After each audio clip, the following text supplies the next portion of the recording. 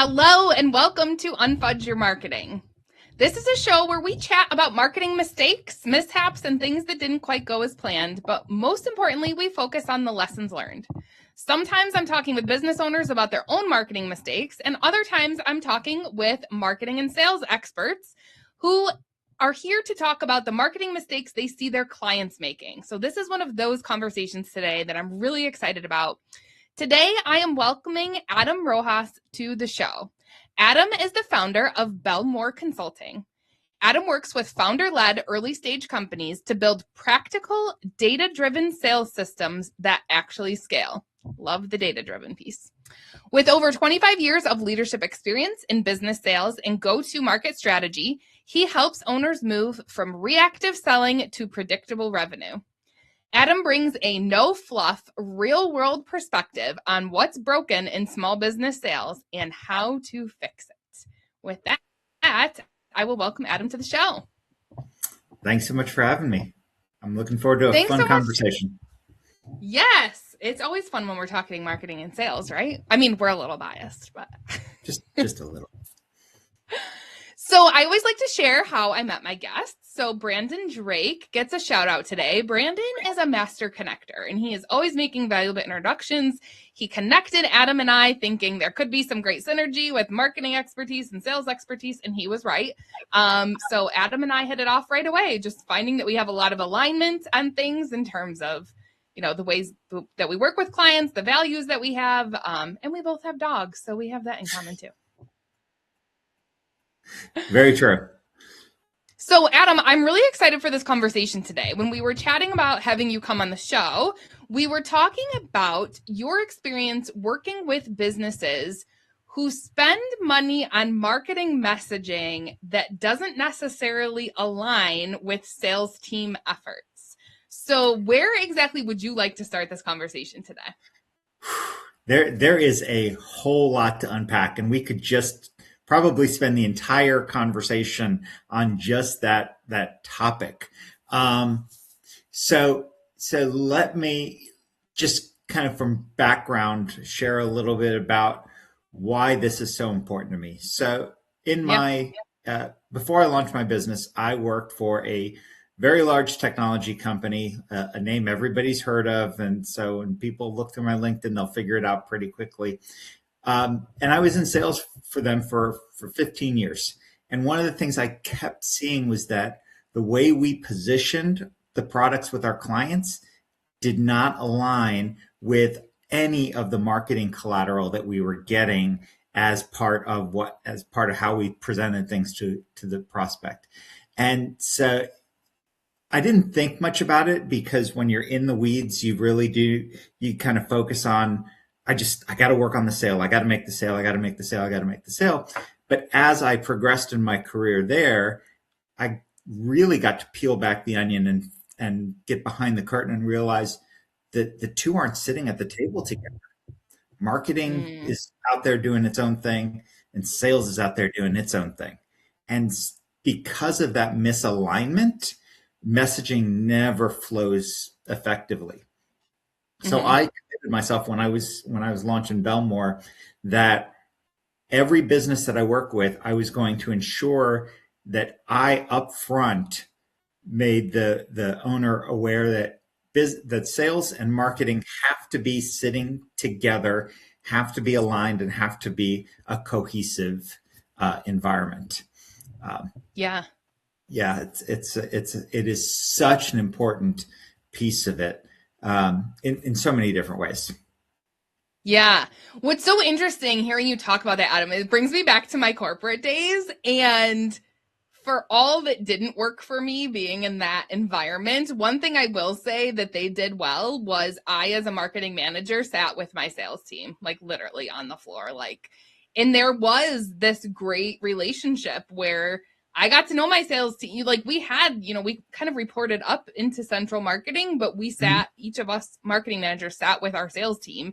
And, that gives you the opportunity to have some rapport, to overhear those sales conversations that are happening, and like, okay, how can we like tie that into our marketing messaging?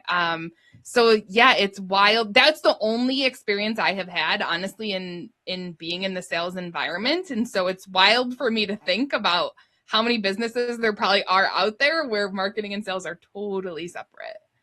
And there's no feedback loop. There's nothing like that. And you really have to make sure that at the end of the day, the voice of the customer is heard, right? Because if we're not listening to the voice of the customer, then what we say will never resonate with the people that we're trying to get in front of. So right. Yeah. Well, yeah, I mean, oh, go ahead. No. I was just going to say, I think about, there's obviously a big difference between outbound and inbound, right? And we don't need to get into all the weeds about that, but I will just share quickly. My background is in inbound marketing. So like creating really great content that speaks directly to your ideal customer, to draw them into you, to make them interested in what you have to say, and to get them to fill out a form and learn more and then get on your email and all of those things. But being put into that corporate environment that I was in, it was very much outbound sales. And so I, as an inbound marketer, came in like, well, we could be doing this differently. And there's so many ways that we could do this, but I won't get into that. But I think that it's worth talking about in terms of, right, if marketing is supposed to attract people to us, and the marketing team thinks that they know who the target audience is and how they need to be talked to, and the sales team really knows who the target audience is because they're selling. How do you, I guess, have you worked with clients that have that disconnect, and how do you start to kind of reframe thinking? Yeah. So I'll give you a perfect example. I worked with a client, I was going to say last year, but now we're in 2026 already. So 2 years ago, I worked with a client who had hired a marketing company, and they were doing a lot of social media marketing and things like that. And the problem was the social media marketing wasn't attracting the actual consumer of their product. It was attracting people who they would then hire to fill the needs of the consumer of their product. So it was a total disjointment of the marketing messaging, right? And so when I realized that, and when I sat down with them, I said, "Yeah, I said we need to all come to the table together." And we did a whiteboard session with their leadership, with the marketing team, and myself, and outlined who are we trying to get to, and what are all the stages that we've got to walk through to get them to the end point. Right. You mentioned inbound marketing, and I think that's an aspect of a lot of what I do with my clients in terms of understanding the inbound marketing. I often use the analogy, and I think I used it when we talked one time before. Inbound marketing is their job's to get people to the front door. My job is to get you from the front door to the cash register. Right? How do we get the cash register ringing so we actually get revenue? Now, where I also tend to lean on my marketing teams is in creating that collateral that helps us move the customer through the journey of prospect to closed opportunity. So it has to be a very symbiotic relationship. We've got, as sales, we have to tell you what sort of collateral, one-pagers, pitch decks, whatever the case may be, to help us more effectively position. But then it has to flow upstream to you so that the messaging to bring them to the front door continues on throughout the process. Yeah, completely. Right. That makes so much sense. And I love that analogy. So for the business owners listening to this conversation, right? Like, how could you expect to have a totally separate team getting people to your front door, and then having another team get them to the cash register from the front door, and nobody's on the same page? Like, when you think about it that way, it's like, oh wow, yeah, that's a real problem. Now I'm going to throw another little curveball at you that has come up over the last probably 6 months. I'm seeing where I'm even having to take a step further back into the operations side of the house and customer delivery, Mm, because what the customer gets delivered has to match what sales is pitching, has to match what mm, marketing is promoting. So yeah. it really, that continuum seems to keep extending out beyond just the sales and marketing relationship. It's those other pieces so that you actually have a satisfied customer. Yeah, for sure. And two visuals came to mind as you were explaining that, like the concentric circles, right? Like three circles that all overlap, and then you have that like customer at the center of it, and all Yeah, of those pieces need to go together. And then I was also thinking like puzzle pieces. They all have to fit in order to make it work. they do, because nothing is going to cause customer dissatisfaction if you can't deliver what sales and marketing is pitching. Yes, And right. And then so, that hurts your retention, it hurts your, ability to get referrals and all of that. exactly, it's Yeah. a vicious cycle. Mhm. So, Adam, one of those examples you were sharing was a company that had an outside marketing agency, and there was a Yeah. disconnect between sales and that outside agency, which in some ways, as an outsider, I could understand certainly how that happens, right? You have this external agency who's tasked with marketing. You have this internal sales team, most likely, right? And so I could see, right? Even just the position, right? People aren't even in the same office, like they're Yeah. separate, and especially in the virtual world now. Um, I'm curious because I'm sure you've worked with clients that their marketing team is internal and the Yeah. sales team is internal, and there's still this disconnect. Why do you think that happens? Um, in a lot of cases, just being frank, it's about ego, right? Everybody Mm, thinks that what they believe is right. My experience is the best experience. My understanding is the best understanding. I know the customer better than you do, and that can be said on both sides of the house. mm-hmm. And so there's a lot of that desire to prove that my way is the right way, instead Right. of let's all leave our egos at the door and focus on what our ultimate collective goal needs to be. Yeah, and it goes back to my example from my corporate life. We all worked for the same company. We should have all been in an alignment structure, but at the end of the day, we weren't. And Yeah. because of that, our sales team suffered and our customers suffered, because nothing nothing aligned, nothing flowed. Um, yeah, I work a lot with tech companies, and this is especially true in internal tech company marketing. Uh, Tech companies have this attitude of, I want to talk features and functionality. I want to talk, what my product does. Yep. You're laughing because I'm right.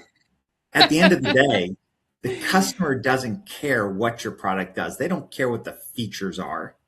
They care about what Yeah. it does for them. Yeah. And so the What problem does marketing, it solve? what problem does it solve, right? And so the marketing has to align with that. It- you know, I would see these presentation decks, and it would talk about benefits, but it was nothing but a feature dump, right? Features Mm-hmm. aren't benefits. It's Yeah. what can it do for me? And so Yeah. that's oftentimes in the space where I specialize, technology. That's probably the biggest obstacle I see with having an internal marketing team, is they're so focused on the features of the product.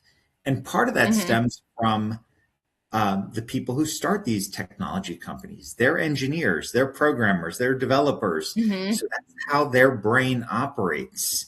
And it's Yeah. And they want to oftentimes, brag about all the cool features they I built. want to brag, right? I created all these great features for this product. Nobody cares. I wouldn't Yeah. say nobody cares, but your prospect really needs to know how it's going to improve their productivity or make them Mm-hmm. more money or whatever the solution is going to do for them. Because at the end of the day, that's what has them opening up their pocketbooks and their wallets to give you money and buy your solution. Yeah. The reason I laughed when you said that was because I immediately thought of a woman I know who is in the CRM space for B2B SaaS companies. And we had this great conversation before about how, and I think she also does like sales consulting, like CRM and sales stuff. And she was like, if marketing did a better job, like if these B2B SaaS companies had strategic marketing plans in place that really spoke to those ideal customers they're trying to attract, the salespeople's jobs would be so much easier. Like, because you would be attracting those ideal fit people who would benefit from all these features and benefits you have. Yeah. But the marketing messaging isn't there. It's not speaking to it. And then, it's just like spinning wheels all over the place. Yeah, it's tough because and especially in this day where we have such specialized applications for software and technology and things like that, you really have to have a clear message to that ideal client that says, buy this from me because it solves this problem. And the challenge becomes, well, we could solve this problem, but we could also solve that problem, and we could also solve that problem, and we could also solve that problem, which then goes to your point of, how do you then message? Because you can't message. Yes. We're not Nike, right? We can't afford to message to everybody across the planet. Right. Yeah. Most companies can't.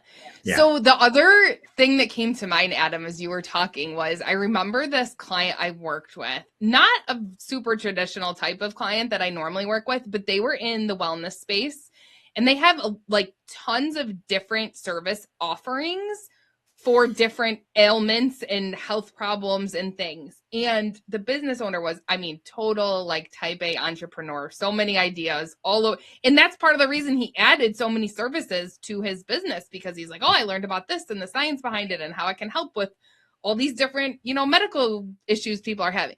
So all this passion and excitement, but how he was marketing was really like, hey, here's this new service we offer. Hey, here's this new add-on we have. And there's this and there's that. And I was like, but wait a minute, who benefits from this? And we sat down and we did like buyer persona work and content strategy work. And it was like, okay, so I think there was like a midlife mom who's overwhelmed with all the things and is suffering because her immune system's not great. Like all of the like physical, she's not sleeping well, right? Her digestive system doesn't feel great. Those are the things you have to speak to. Are you not sleeping well? Are you overwhelmed? Are you stressed? Is your digestive system not great? Like that's what you need to speak to as that wellness company, if you want to have a chance at getting that busy mom to tune into what you're trying to tell her. Yeah. Because, that's a great point. It's like, what are the problems that person is facing? And then, working backwards from that. That's what we teach in sales all the time. It's like, I need to understand the problem and the impact of the problem so that I can speak intelligently and articulate the value of what we provide to them. Yeah. So like in that case, are you having trouble sleeping and that's causing you to, be short with your kids and miss things and and people, brain fog. The light bulb goes off. Yes, that's me. I need to pick up the phone and call them. Right. Yeah. Right. And I wanted to share that. I know those aren't the types of businesses you work with, but I wanted to share that specific example so that listeners can really, it's so tangible, right? To think about even the marketing messaging we're inundated with. We are going to be much more likely to tune into a message if it is speaking exactly to a pain point, a problem, a challenge that we are having ourselves. Yep. I do the same thing with my marketing as I'm going out to my prospective clients. It's like the problems I solve for is you have a reactive sales approach. It's not a I'm going to go out and proactively do things. It's I'm going to react as things occur. And that's a horrible place to be because it's not predictive, right? I don't know what's going to happen 1 minute to the next. When you look at enterprise sales organizations as large company sales organizations, they have a proactive approach. They start their day knowing I'm going to go after, whether it's 5 prospects or 50 prospects, depending on the type of company I'm going after. I know at the start of my day, this is what I'm doing. And I'm going to see the results from that versus let's just see what comes at us and react to it. Almost like you're playing defense in basketball, Yeah. Yeah, that's such a great point. I think that there's so many aspects to this conversation, right? And I always like to think in terms of like, what can people take from this conversation that we're having? And so if you're a business owner listening to this and you're like, gosh, there really might be a disconnect between my marketing and my sales team, in thinking in terms of, right, I mean, placement of the teams is one aspect, right, to consider. Ego is something I heard from you that a lot of times gets in the way. I also heard, this point is really sticking with me, is that like having that shared goal that you're working towards, right? I mean, I remember back from my corporate days, I, as a marketing person, like my performance was tied to sales, and certainly the sales team's performance is tied to sales. So like, let's make sure we have some shared, like, okay, we're all in this together, and get on the same page. What other things, Adam, do you see as like super critical for business owners to be considering in terms of making sure that they get marketing and sales on the same page? I think it goes back to that analogy we just talked with the wellness company. It's about how does your product solve a problem that your prospect is facing? Because if you can clearly articulate, especially when you're in a B2B world, if you can articulate the problem and the impact of the problem on their business, I feel like you're 90% of the way there to having an effective sales and marketing strategy. Yeah. Because if you can't articulate the problem that they're facing and how it's impacting their business, how are you ever going to capture their attention so that you can have a deeper conversation and discover how your solution solves that? Right. Yes. Yeah, that makes total sense. Adam, as we get ready to wrap up this conversation, I am curious if you have any other client examples that you can kind of point to, like, this was the issue, this is why there was a disconnect, and here's how we fixed it, just to give another point of reference for listeners. Yeah. So I think kind of going back to that whole idea of we need to think beyond just the sales and marketing, but start with how we actually deliver a solution to the client. So I had a SaaS company that I was working with that client delivery didn't match the way sales and marketing positioned the solution.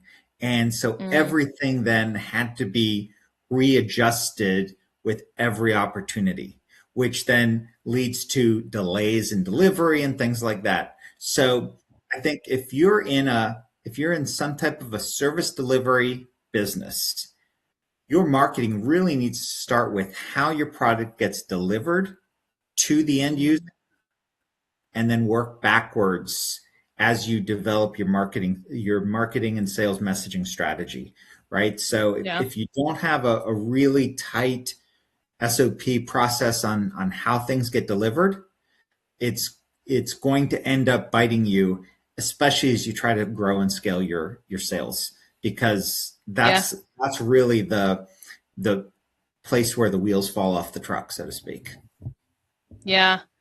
I love that. Bringing us back to that idea, right, of those 3 pieces that all need to be intertwined. Such a great takeaway. I love that.